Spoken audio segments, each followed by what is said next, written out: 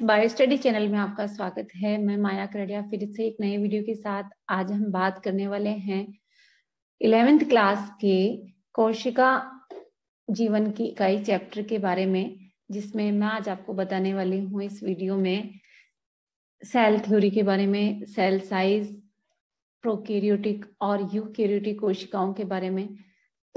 और बेटा, कोशिका सिद्धांत क्या होता है, इसको आपको इस वीडियो में अच्छे से समझना है। कोशिका सिद्धांत मैथियास स्लाइडन ने बहुत सारे पौधों पर अध्ययन करके पाया कि पौधे जो है विभिन्न प्रकार की कोशिकाओं से मिलकर बने होते हैं और कोशिकाएं मिलकर के टिश्यूज का निर्माण करती है।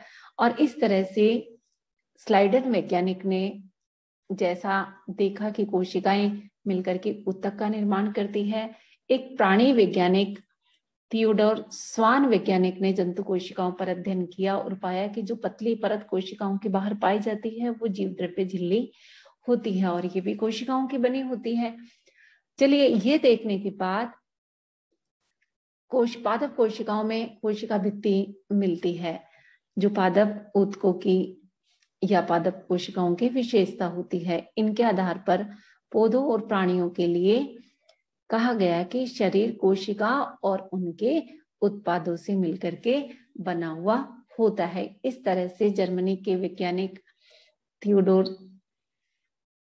स्वान और स्लाइडन वैज्ञानिक थे। इन्होंने कोशिका सिद्धांत के बारे में बहुत जो है टॉपिक्स क्लियर किए और बताया कि कोशिकाएं पूर्ववर्ती कोशिकाओं से मिलकर बनी होती है और किस तरह से कोशिकाएं मिलकर के ऊतकों का निर्माण करती है। बहुत सारी चीजें वो स्पष्ट भी नहीं कर पाए, लेकिन कोशिका सिद्धांत संयुक्त रूप से इन्होंने दिया। और कोशिका सिद्धांत जो स्वान और स्लाइडन वैज्ञानिक ने प्रतिपादित किया, इनका सिद्धांत ये बताने में सफल रहा कि नई कोशिकाओं का निर्माण पूर्ववर्ती कोशिकाओं से कैसे होता है। ये बताया रुडोल्फ विर्चो ने 1855 में कि कोशिकाएं विभाजित होती है और पूर्व स्थित कोशिकाओं के विभाजन से नई कोशिकाओं का निर्माण होता है। स्वान और स्लाइडन ने रूपांतरित कोशिका सिद्धांत प्रस्तुत किया, जिसमें यह कहा गया कि सभी जीव कोशिका व कोशिका उत्पाद से बने होते हैं। नई कोशिकाओं का निर्माण पूर्ववर्ती कोशिकाओं से होता है। इस तरह से आपको ध्यान रखना है कि कोशिका सिद्धांत स्वान और स्लाइडन वैज्ञानिक ने दिया। साथ में कोशिका सिद्धांत के मुख्य बिंदु कौन कौन से हैं, ये भी आपको याद रखना है। अब आप देख रहे हैं आरबीसीज की कोशिकाएं, जिसमें गोल और द्विअवतली कोशिकाएं हैं, अमीबॉइड प्रकृति की श्वेत रक्त कोशिकाएं और स्तंभाकार उपला की कोशिकाएं, लंबी और सक्रिय टाइप की तंत्रिका कोशिका है, शाखित और लंबी, ये ट्रैकिएट्स या वेसल्स की इलांगेट कोशिकाएं और मेसोफिल की कोशिकाएं आपके सामने है, जो विभिन्न आमाप और आकार में या आकृति में अंतर लिए हुए है। चलिए देखते हैं कि और इनमें प्रोकैरियोटिक और यूकैरियोटिक कोशिकाओं में किस किस तरह से डिफरेंस मिलता है। प्रोकैरियोटिक कोशिकाएं और यूकैरियोटिक कोशिकाओं की अगर हम बात करें तो बेटा, झिल्ली रहित अंगक राइबोसोम दोनों में पाया जाता है। ध्यान रखिएगा, झिल्ली रहित अंगक राइबोसोम दोनों में मिलता है। कोशिका के भीतर राइबोसोम केवल कोशिका द्रव्य में ही नहीं होता है, बल्कि क्लोरोप्लास्ट में, माइटोकॉन्ड्रिया में और अंतर्द्रव्य जालिका में, खुरदरी अंतर्द्रव्य जालिका में भी मिलता है। अब आती है जंतु कोशिकाओं की बात। ये तो हम बात कर रहे थे यूकैरियोटिक प्रोकैरियोटिक कोशिकाओं में। जंतु कोशिकाओं में तारकाई एक एक विशेष रचना होती है जो कि कोशिका विभाजन में हेल्प करती है। तारकाई केंद्रक जैसे अन्य अंगक भी मिलते हैं। अब हम बात करते हैं साइज की। तो बेटा, आकार और आमाप में काफी डिफरेंस देखने को मिलता है। आकार और आमाप में काफी डिफरेंस देखने को मिलता है। जैसे कि सबसे छोटी कोशिका माइकोप्लाज्मा 0.3 माइक्रोमीटर लंबाई की, जीवाणु कोशिका 3 to 5 माइक्रोमीटर की, पृथक की गई शुतुरमुर्ग की कोशिका सबसे बड़ी कोशिका होती है। शुतुरमुर्ग का अंडा इसी तरह से लाल रक्त कोशिका 7 माइक्रोमीटर की, तंत्रिका कोशिका सबसे लंबी कोशिकाओं में होती है। ये कई आकार में होती है, बहुभुजी, स्तंभी, घनाभ, धागे के समान या असमान आकृति की कोशिकाएं। चलिए देखते हैं कि कई तरह की इन कोशिकाओं में, प्रोकैरियोटिक कोशिकाओं में और क्या खास बात होती है प्रोकैरियोटिक में, मेनली बैक्टीरियल सेल में। प्रोकैरियोटिक कोशिकाओं में जीवाणु, नीलहरित शैवाल, माइकोप्लाज्मा और पीपीएलओ, जिसको प्लूरोनिमोनिया लाइक ऑर्गेनिज्म कहते हैं, ये प्रोकैरियोटिक कोशिकाएं इनमें पाई जाती है। ये यूकैरियोटिक कोशिकाओं से काफी छोटी होती है, तेजी से विभाजित करती है, आकार काफी भिन्नता लिए हुए होता है। जीवाणुओं में मूलतः दंडाकार, गोलाकार और विब्रो टाइप की, स्पाइरल टाइप की सेल्स, प्रोकैरियोटिक सेल्स मिलती है। तो बैक्टीरियल सेल्स में ये 4 प्रकार की कोशिकाएं मिलती है, अलग अलग साइज और शेप लिए हुए। इसके बाद हम देखते हैं कि इनका स्ट्रक्चर कैसा होता है। प्रोकैरियोटिक कोशिकाओं का मूलभूत संगठन समान होता है, हालांकि आकार और साइज में काफी डिफरेंस होता है, लेकिन मेन इनके कैरेक्टर सेम होते हैं। सभी प्रोकैरियोटिक कोशिकाओं में कोशिका भित्ति होती है, जो कि कोशिका झिल्ली के द्वारा आवृत होती है। माइकोप्लाज्मा में नहीं पाई जाती कोशिका भित्ति। साइटोप्लाज्मिक लिक्विड फॉर्म में भरा हुआ होता है। स्पष्ट केंद्रक नहीं पाया जाता है। बेटा ये विशेष ध्यान रखना है आपको कि स्पष्ट केंद्रक नहीं पाया जाता। नेक्ड होता है केंद्रक। चलिए देखते हैं आनुवंशिक पदार्थ। नेक्ड और केंद्रक झिल्ली नहीं पाई जाती। जीनोमिक डीएनए के अलावा एक डीएनए अतिरिक्त पाया जाता है बैक्टीरियल क्रोमोसोम के अलावा, जिनको हम प्लाज्मिड कहते हैं। जीवाणुओं में सूक्ष्म डीएनए वृत्त जीनोमिक डीएनए के बाहर पाए जाते हैं, जिनको प्लाज्मिड कहते हैं, यानी बैक्टीरियल क्रोमोसोम के अलावा होते हैं ये। प्लाज्मिड डीएनए जीवाणुओं में विशिष्ट संरचनाओं को बताते हैं। ये प्लाज्मिड क्या होते हैं, कई बार आपके क्वेश्चन आता है, बेटा ध्यान रखना है। एक्स्ट्रा क्रोमोसोम होता है जो कि बैक्टीरियल सेल में पाया जाता है। अब देखिए प्लाज्मिड के बारे में, ये बैक्टीरियल क्रोमोसोम के अलावा पाया जाता है। प्लाज्मिड डीएनए वृत्त जीवाणु डीएनए के बाहर डीएनए के साथ रूपांतरण के प्रबोधन हेतु उपयोगी होता है। केंद्रक झिल्ली यूकैरियोट्स में पाई जाती है। ये कैरेक्टर भी आपको क्लियर रखना है। प्रोकैरियोट्स और यूकैरियोट्स के अंदर मेन अंतर है बेटा। प्रोकैरियोट्स में स्पष्ट केंद्रक झिल्ली नहीं होती है, यूकैरियोट्स में स्पष्ट केंद्रक झिल्ली पाई जाती है। राइबोसोम के अलावा प्रोकैरियोट्स में यूकैरियोटिक अंगक नहीं पाए जाते हैं।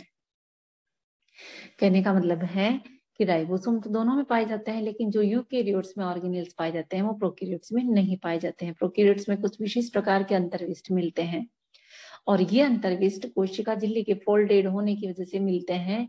ये होते हैं मेसोसोम, और ये अंतर्वलन होते हैं।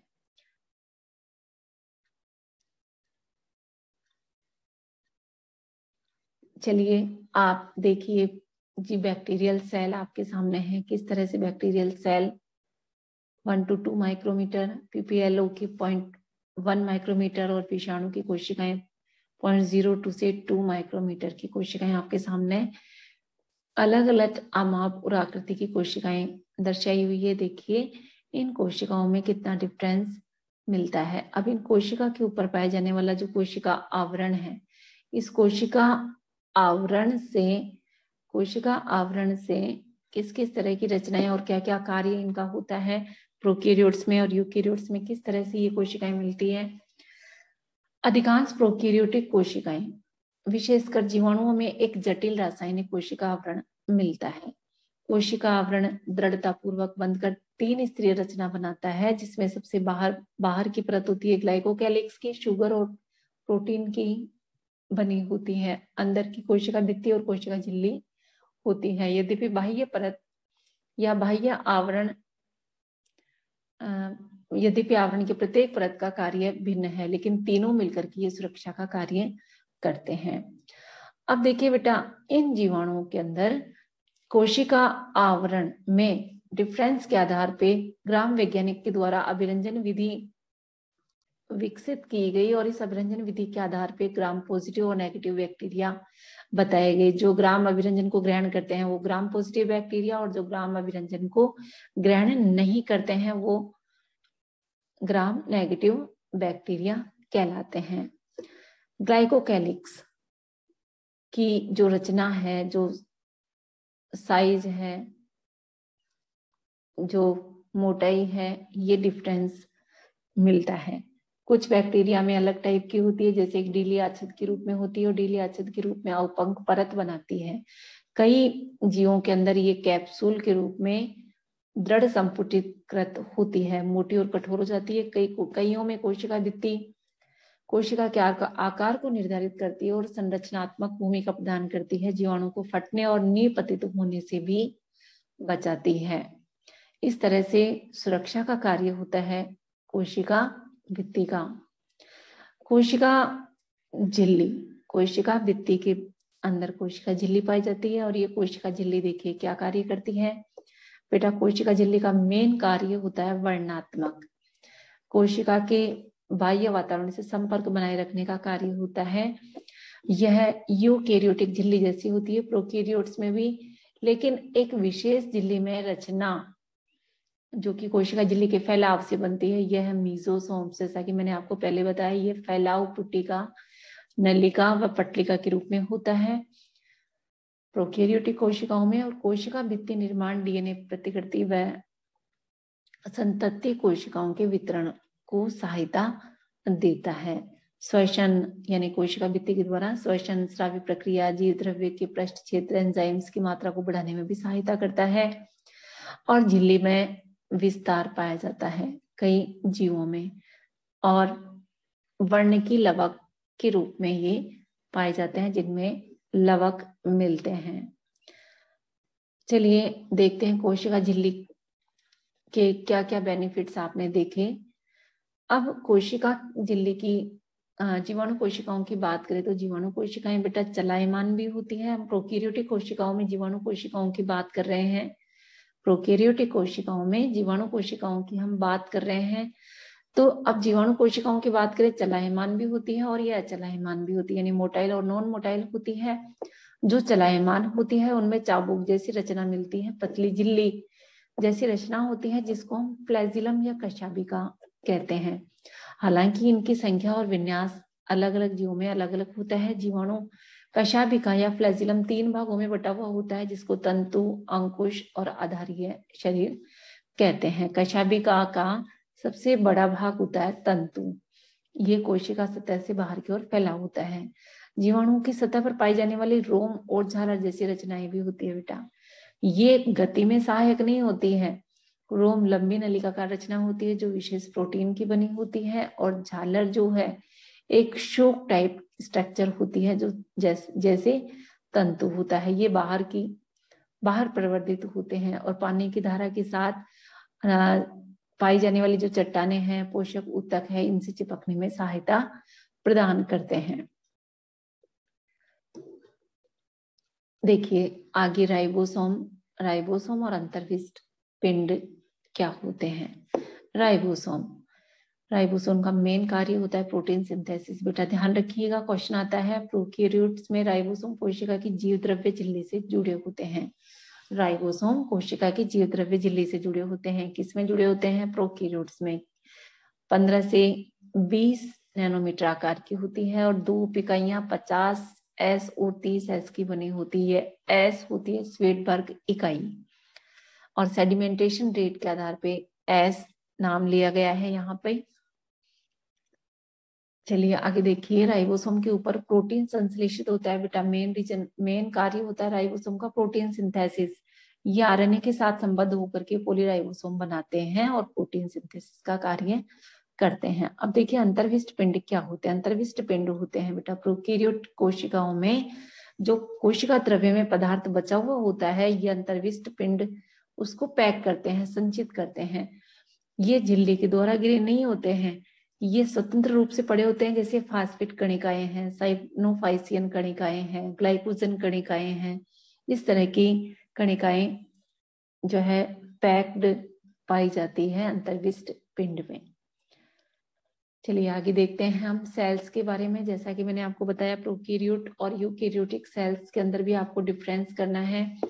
सेल्स आपके सामने है, ये पादप कोशिका है बेटा, ये पादप कोशिका है। अब पादप कोशिका में और जंतु कोशिका में अंतर करने के लिए आपको दोनों कोशिकाएं देखनी है। पादप कोशिकाओं में जैसा कि ये पूरी पैक्ड स्ट्रक्चर है, कोशिका भित्ति पाई जाती है। आउटर कवरिंग कोशिका भित्ति की होती है, जो कि जंतु कोशिकाओं में नहीं होती है। पादप कोशिकाओं में रसधानियां बड़ी होती है, जो कि जंतु कोशिकाओं में नहीं पाई जाती। रसधानियां या जिसको कहें कि रिक्तिकाएं बहुत छोटी होती है जंतु कोशिकाओं में, पादप कोशिकाओं में काफी बड़ी होती है, इसलिए ये न्यूक्लियस साइड में धकेल दिया जाता है। पादप कोशिकाओं की एक खास बात और है बेटा, और ये होता है क्लोरोप्लास्ट, जो कि जंतु कोशिकाओं में नहीं पाया जाता। इस तरह से हरित लवक संरचना पादप कोशिकाओं में पाई जाती है, जो कि प्राणी कोशिकाओं में नहीं मिलती है। ये और काफी सारी संरचनाएं इनमें समान होती है। चलिए जंतु कोशिका को भी देख लेते हैं कि जंतु कोशिका में किस तरह की स्ट्रक्चर्स मिलती है। जंतु कोशिका आपके सामने जंतु कोशिका है, बाहर कवरिंग, सबसे आउटर कवरिंग कोशिका झिल्ली या प्लाज्मा मेम्ब्रेन पाई जाती है। तारक का विशेष रचना इसमें पाई जाती है। साथ में लाइसोसोम्स है, राइबोसोम है, अंतर्द्रव्य जालिका है, माइटोकॉन्ड्रिया है। ये पादप कोशिका और जंतु कोशिकाओं में समान पाए जाते हैं। यहाँ पर आपको ध्यान रखना है कि प्लास्टिड्स या लवक नहीं पाए जाते। क्लोरोप्लास्ट इसमें एब्सेंट होता है बेटा। जंतु कोशिका में क्लोरोप्लास्ट एब्सेंट पाया जाता है, न्यूक्लियस बीच में पाया जाता है, क्योंकि रिक्तिकाएं बहुत छोटी होती है। साथ में कोशिका भित्ति इस पर नहीं पाई जाती। तो आज आपने सेल थ्योरी, प्रोकैरियोट्स और यूकैरियोटिक कोशिकाओं के आकार और आमाप में अंतर, डिफरेंस और प्लाज्मिड मेसोसोम्स क्या होते हैं, आज आपने अच्छे से स्टडी किया होगा। उम्मीद करती हूँ कि आपको ये वीडियो समझ में आया होगा। कोशिका आनुवंशिक कोशिका जो है संरचनात्मक इकाई होती है। इस पर आपका ये वीडियो था कक्षा 11 का। अब आप इस वीडियो से संबंधित किसी भी तरह की क्वेरीज हैं, आप डिस्क्रिप्शन बॉक्स में क्लियर करवा सकते हैं। डिस्क्रिप्शन बॉक्स में आपको पुराने वीडियो का लिंक भी मिल जाएगा। Okay guys, thanks for watching. Channel को सब्सक्राइब नहीं किया है तो सब्सक्राइब कर दें। थैंक्स।